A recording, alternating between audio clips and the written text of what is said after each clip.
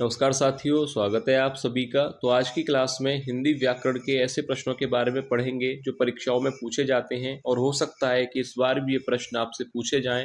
तो काफ़ी महत्वपूर्ण होने वाली है क्लास, तो आप सभी वीडियो को एंड तक जरूर देखिएगा। और जो भी विद्यार्थी पहली बार क्लास ले रहे हैं, चैनल को सब्सक्राइब जरूर कर लें, क्योंकि ऐसे ही प्रश्न चैनल पर डेली कराए जा रहे हैं। तो आप अपनी तैयारी के लिए चैनल से जुड़ सकते हैं। तो चलिए क्लास को शुरू करते हैं और देखते हैं आज का पहला प्रश्न। तो देखिए, पहला प्रश्न है, हिंदी किस भाषा परिवार की भाषा है? ऑप्शन ए भारोपीय, बी द्रविड़, सी ऑस्ट्रिक या ऑप्शन डी चीनी तिब्बती। तो राइट आंसर क्या होगा कि हिंदी किस भाषा परिवार की भाषा है?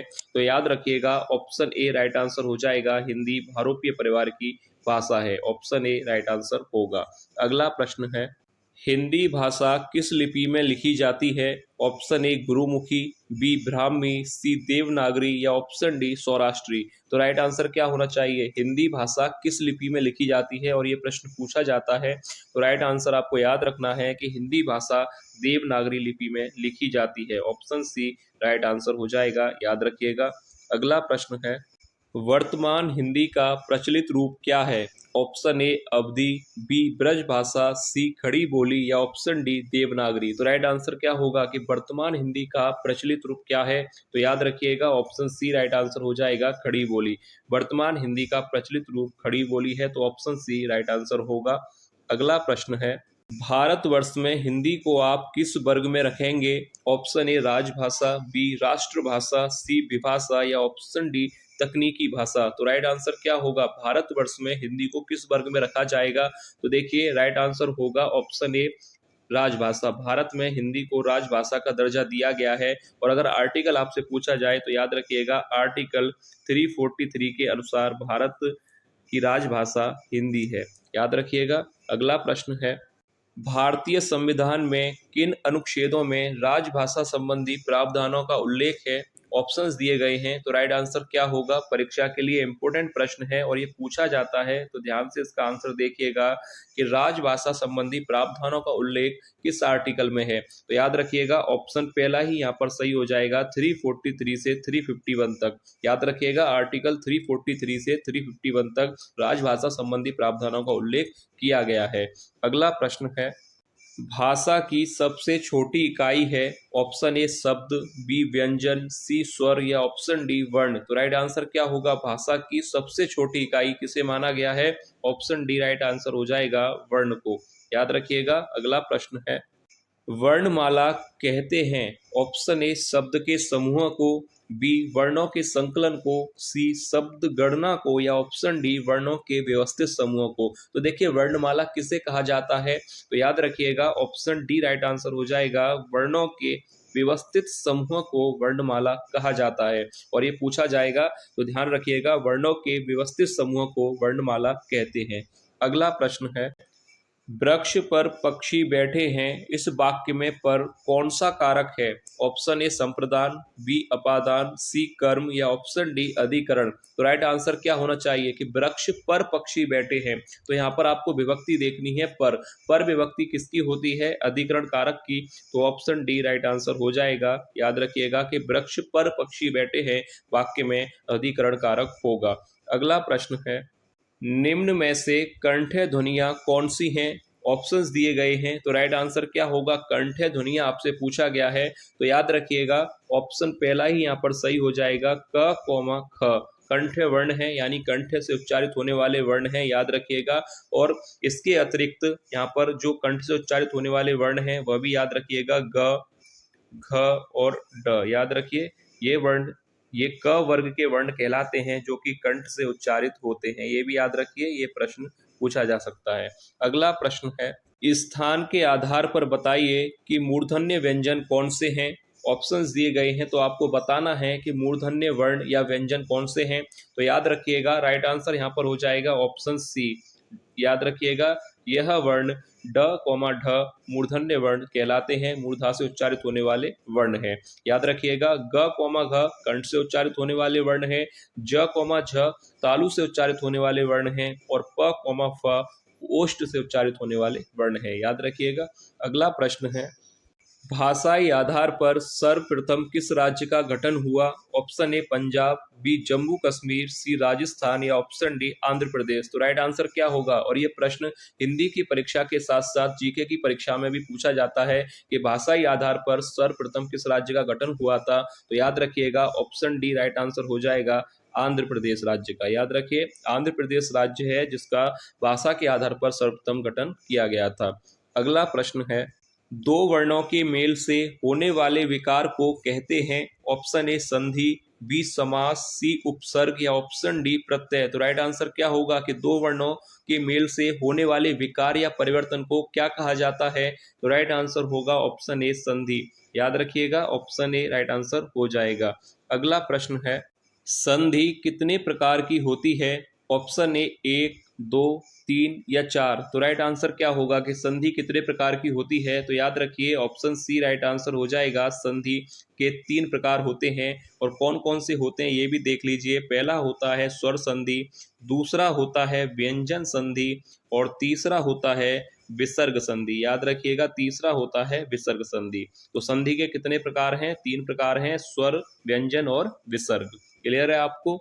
अगला प्रश्न है, जो धातु या शब्द के अंत में जोड़ा जाता है उसे कहते हैं? ऑप्शन ए समास, बी अव्यय, सी उपसर्ग या ऑप्शन डी प्रत्यय। तो राइट आंसर क्या होगा कि जो धातु या शब्द के अंत में जोड़ा जाए उसे याद रखिएगा कहा जाता है प्रत्यय। और यहीं पर प्रश्न अगर आपसे ये पूछा जाता है कि जो धातु या शब्द के आरंभ में जोड़े जाते हैं तो राइट आंसर होता उपसर्ग। याद रखिएगा जो अंत में जोड़ा जाए वो प्रत्यय और जो आरंभ में जोड़ा जाए वो कहलाता है उपसर्ग। अगला प्रश्न है, दो अथवा दो से अधिक शब्दों से मिलकर बने हुए नए सार्थक शब्द को क्या कहते हैं? ऑप्शन ए संधि, बी समास, सी अव्यय या ऑप्शन डी छंद। तो राइट आंसर क्या होना चाहिए कि दो अथवा दो से अधिक शब्दों से मिलकर बने नए सार्थक शब्द को समास कहा जाता है। ऑप्शन बी राइट आंसर हो जाएगा। याद रखिएगा। अगला प्रश्न है, समास का शाब्दिक अर्थ होता है? ऑप्शन ए संक्षेप, बी विस्तार, सी विग्रह या ऑप्शन डी विक्षेप। तो राइट आंसर क्या होगा कि समास का शाब्दिक अर्थ क्या होता है? तो ऑप्शन ए राइट आंसर हो जाएगा संक्षेप। याद रखिएगा समास का शाब्दिक अर्थ होता है संक्षेप या संक्षिप्तीकरण। अगला प्रश्न है, प्रख्यात में प्रयुक्त उपसर्ग है? ऑप्शंस दिए गए हैं तो राइट आंसर क्या होगा? प्रख्यात में उपसर्ग कौन सा होगा? सरल प्रश्न है, ऑप्शन ए ही राइट आंसर हो जाएगा। प्रख्यात में उपसर्ग होगा प्र। अगला प्रश्न है, वस्तु, स्थान, भाव या विचार के द्योतक शब्द को क्या कहते हैं? ऑप्शन ए संज्ञा, सर्वनाम, विशेषण या विशेष्य। तो राइट आंसर हो जाएगा। सरल प्रश्न है कि वस्तु, स्थान, भाव या विचार के सब द्योतक शब्द को क्या कहा जाता है? तो ऑप्शन ए संज्ञा कहा जाता है। ऑप्शन पहला ही राइट आंसर हो जाएगा। अगला प्रश्न है, व्युत्पत्ति के आधार पर संज्ञा के कितने भेद होते हैं? ऑप्शन ए 3, 4, 5 या 6। तो देखिए राइट आंसर क्या होगा कि व्युत्पत्ति के आधार पर संज्ञा के कितने भेद होते हैं? तो ऑप्शन पहला ही यहाँ पर सही हो जाएगा कि व्युत्पत्ति के आधार पर संज्ञा के 3 भेद होते हैं।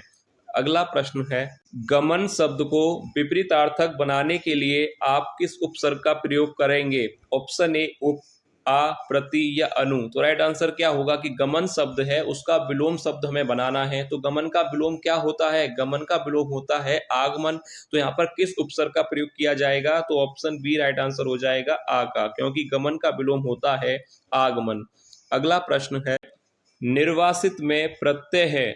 ऑप्शंस दिए गए हैं तो राइट आंसर क्या होना चाहिए कि निर्वासित शब्द में कौन सा प्रत्यय है? तो राइट आंसर हो जाएगा, सरल प्रश्न है, ऑप्शन डी इत प्रत्यय का प्रयोग किया गया है। अगला प्रश्न है, सूर्य शब्द का स्त्रीलिंग क्या होगा? ऑप्शन ए सूर्यानी, बी सूर्या, सी सूर्यागी या ऑप्शन डी सूर्यो। तो राइट आंसर क्या होना चाहिए? सूर्य शब्द का स्त्रीलिंग शब्द क्या होना चाहिए? तो ऑप्शन बी याद रखिए, ऑप्शन बी राइट आंसर होगा सूर्या। सूर्य शब्द का स्त्रीलिंग होगा सूर्या। अगला प्रश्न है, बुढ़ापा भी एक प्रकार का अभिशाप है। इस वाक्य में रंगीन छपे शब्द की संज्ञा बताइए। ऑप्शन ए जातिवाचक, व्यक्तिवाचक, भाववाचक या ऑप्शन डी इनमें से कोई नहीं। तो राइट आंसर क्या होना चाहिए? बुढ़ापा भी एक प्रकार का अभिशाप है। तो आपको बताना है कि बुढ़ापा किस प्रकार की संज्ञा है। तो राइट आंसर आपको याद रखना है कि बुढ़ापा ऑप्शन सी भाववाचक संज्ञा है। ऑप्शन सी राइट आंसर हो जाएगा।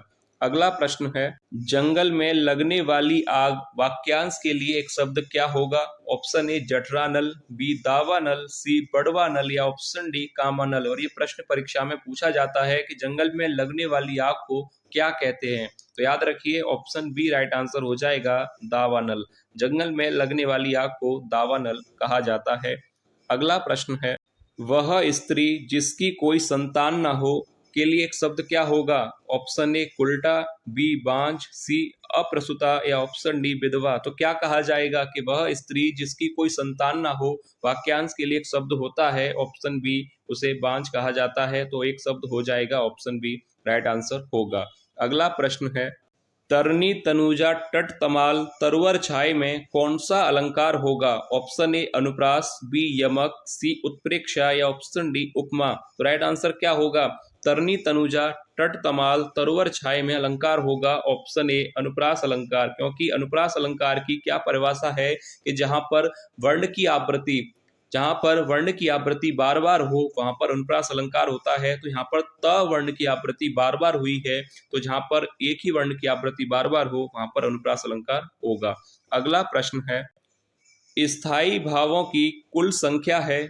ऑप्शन ए 9, बी 10, सी 11 या ऑप्शन डी 12। तो राइट आंसर क्या होगा? स्थायी भावों की कुल संख्या क्या है? तो देखिए राइट आंसर हो जाएगा ऑप्शन, चौपाई के प्रत्येक चरण में मात्राएं होती हैं। ऑप्शन ए 11, 13, 16 या 15। तो राइट आंसर क्या होगा कि चौपाई के प्रत्येक चरण में कितनी मात्राएं होती हैं? तो देखिए चौपाई से प्रश्न परीक्षा में पूछा जाता है। जो प्रश्न पूछे जाते हैं मैं बता दूं आपको। देखिए पहला प्रश्न बनेगा कि चौपाई कैसा छंद है? तो आपको याद रखना है कि चौपाई एक सममात्रिक छंद है। तो एक प्रश्न तो ये बनता है। दूसरा प्रश्न आपसे पूछा जाता है कि इसके चरण में कितनी मात्राएं होती हैं? तो याद रखिएगा ऑप्शन सी राइट आंसर हो जाएगा। कितनी मात्राएं होती हैं? 16। क्लियर है आपको? अगला प्रश्न है, शांत रस का स्थायी भाव क्या है? ऑप्शंस दिए गए हैं जुगुप्सा, क्रोध, शोक या ऑप्शन डी निर्वेद। तो राइट आंसर क्या होगा कि शांत रस का स्थायी भाव क्या है? तो ऑप्शन डी राइट आंसर हो जाएगा निर्वेद। याद रखिएगा शांत रस का स्थायी भाव होता है निर्वेद। अगला प्रश्न है, आलोक का विलोम शब्द है? ऑप्शन ए अद्भुत, बी अज्ञात, सी अंधकार या ऑप्शन डी रात्रि। तो राइट आंसर क्या होगा? आलोक का विलोम शब्द क्या होगा? तो ऑप्शन यहाँ पर सही हो जाएगा सी अंधकार। आलोक का विलोम होगा अंधकार। अगला प्रश्न है, श्रृंगार रस का स्थायी भाव क्या है? ऑप्शन ए उत्साह, बी शोक, सी हास या ऑप्शन डी रति। तो राइट आंसर क्या होगा कि श्रृंगार रस का स्थायी भाव क्या है? तो याद रखिए ऑप्शन डी यहाँ पर सही हो जाएगा। श्रृंगार रस का स्थायी भाव होता है रति। उत्साह किसका होता है अगर ये भी पूछा जाए आपसे? तो याद रखिए उत्साह होता है वीर रस का स्थायी भाव। शोक किस रस का स्थायी भाव होता है? तो याद रखिएगा शोक होता है करुण रस का। करुण रस का स्थायी भाव होता है शोक। अगर हास रस पूछा जाए तो इसका होता है, यह हास किसका स्थायी भाव होता है? यह होता है हास्य रस का। ठीक है, और रति मैंने आपको बता दिया, रति होता है श्रृंगार रस का स्थायी भाव। ठीक है, तो यह था आज की क्लास का अंतिम प्रश्न। जो भी विद्यार्थी पहली बार क्लास ले रहे थे चैनल को सब्सक्राइब जरूर कर लें, क्योंकि ऐसे ही प्रश्न चैनल पर डेली कराए जा रहे हैं, तो आप अपनी तैयारी के लिए चैनल से जुड़ सकते हैं। तो चलिए मिलेंगे नेक्स्ट क्लास में ऐसे ही और महत्वपूर्ण प्रश्नों के साथ। तब तक के लिए धन्यवाद।